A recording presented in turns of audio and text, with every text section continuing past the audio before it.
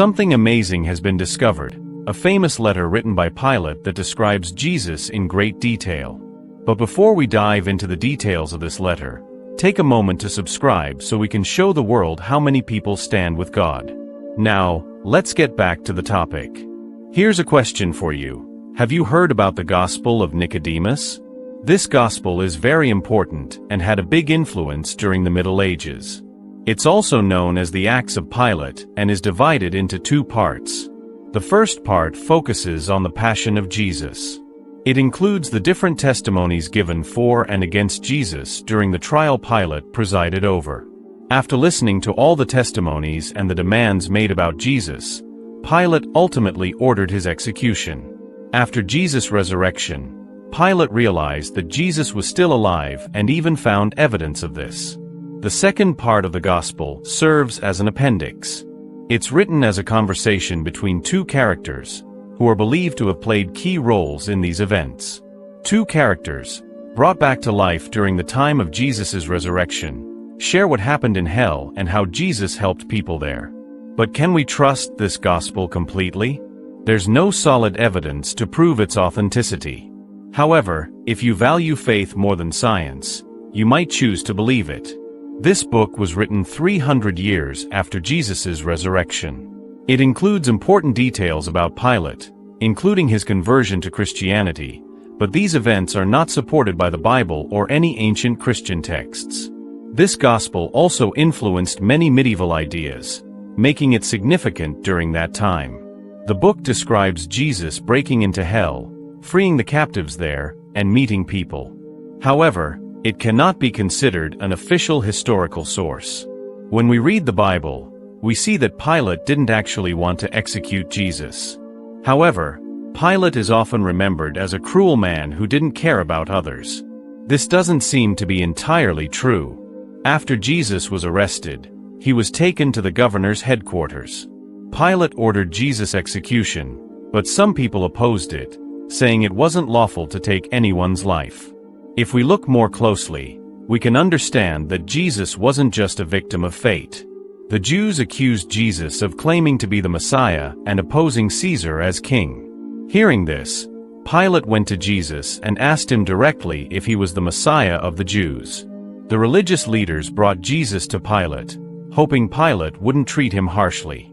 Despite Pilate's reputation for being a cruel and unsympathetic man, it's important to note that his wife was Caesar's granddaughter, which gave him a privileged position and influence.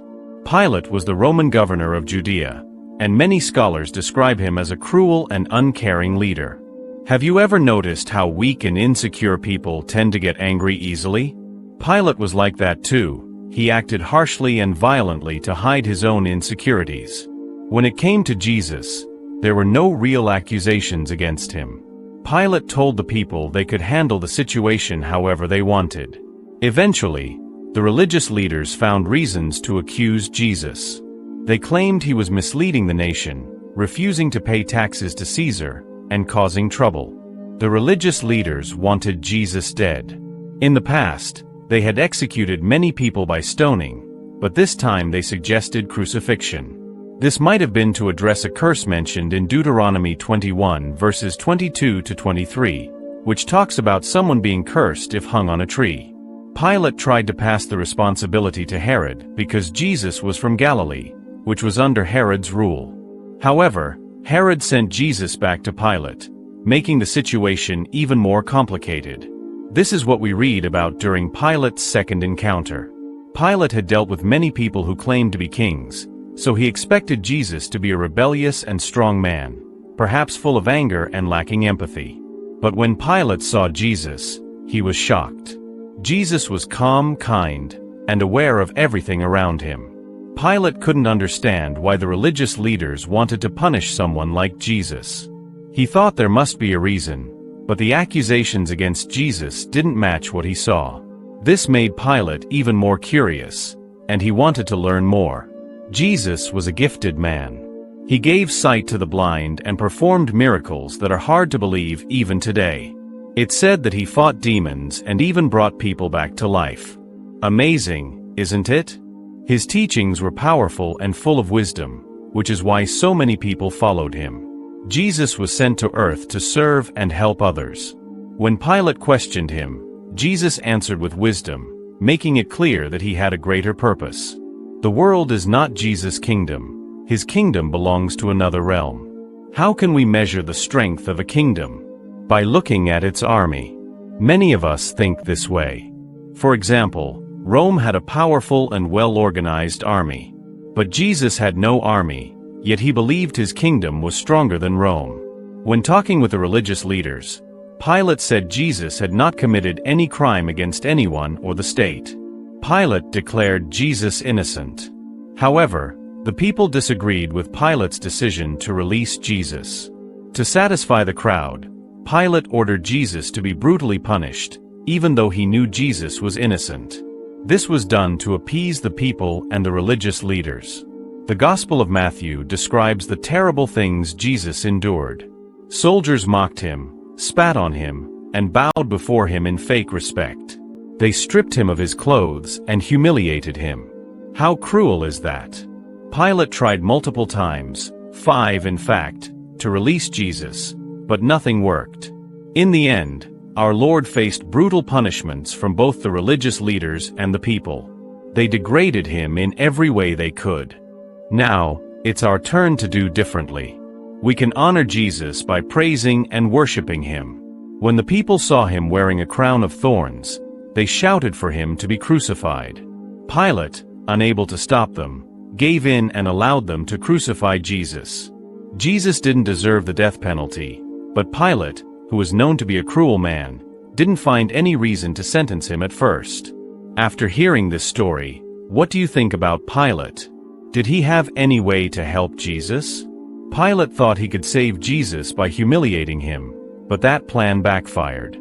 It only made things worse and caused more anger. The religious leaders were the real villains. If they had shown kindness, maybe the people would have felt some sympathy for Jesus. But instead, the crowd blindly followed the leaders. When Jesus told Pilate that he was the Son of God, Pilate became even more afraid. Despite everything Jesus had gone through, Pilate saw something pure and special in him.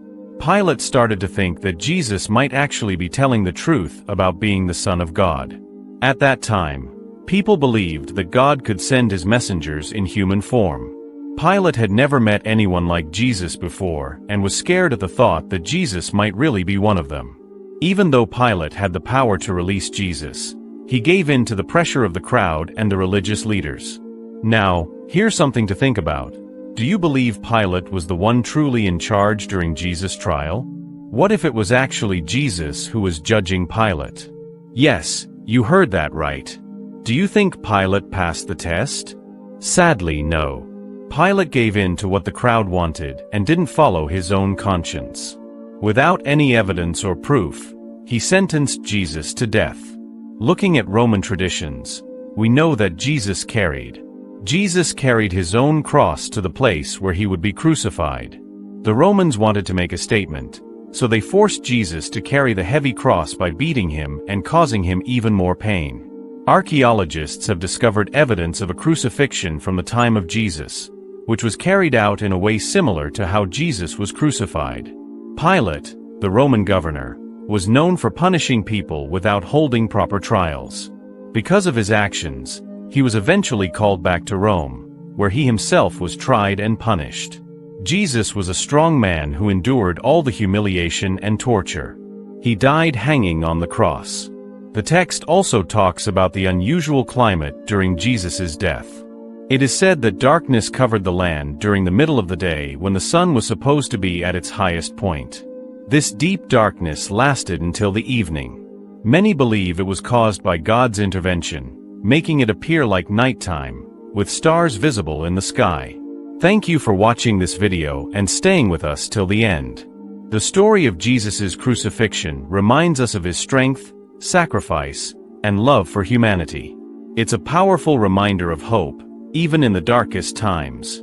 If you found this video meaningful, don't forget to like, share, and subscribe to our channel, God Reveals Truth Official, for more insights and inspiring stories.